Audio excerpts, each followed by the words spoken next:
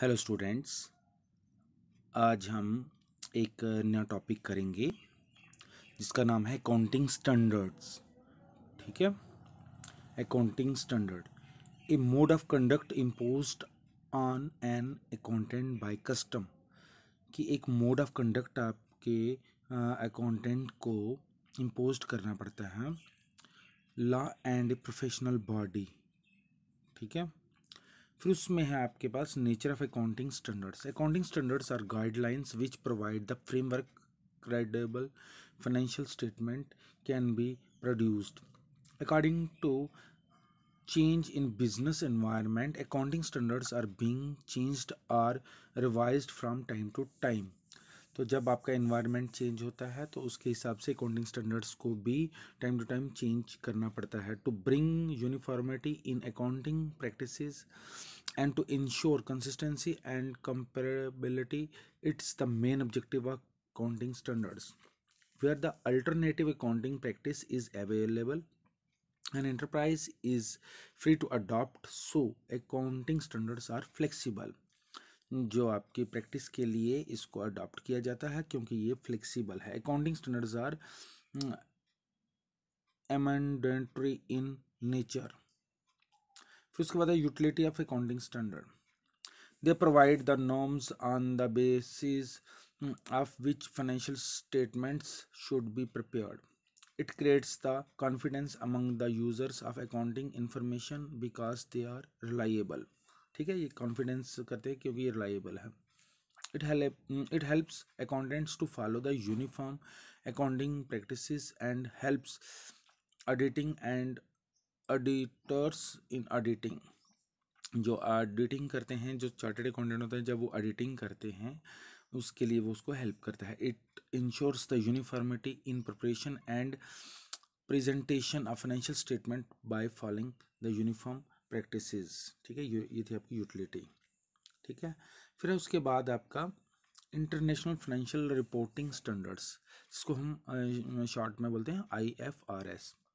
To maintain uniformity and use the same or single accounting standards, international financial reporting standards are developed by International Accounting Standards Board.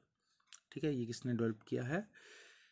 International financial reporting standards IFRS are developed by international accounting standards board. ठीक है, objectives of international accounting standard board का क्या objectives है? Develop the single set of high quality global accounting standard, so user of information can make good decision and the information can be comparable globally. तो इनको ये जो बनाना पड़ता है सारा सिस्टम वो ग्लोबली होना चाहिए, पूरे वर्ल्ड में जिसका यूज़ हो सके। To promote the use of these high quality standards to fulfil the special needs of small and medium size entity by following above objectives. ठीक है, उसके बाद है बच्चों आपका meaning of IFRS. IFRS is the principle based accounting standards. IFRS is the single set of the high quality accounting standard developed by IASB, recognized to be used by the enterprise globally to produce financial statements. Benefits of IFRS: global comparison of a financial statement of an companies is possible.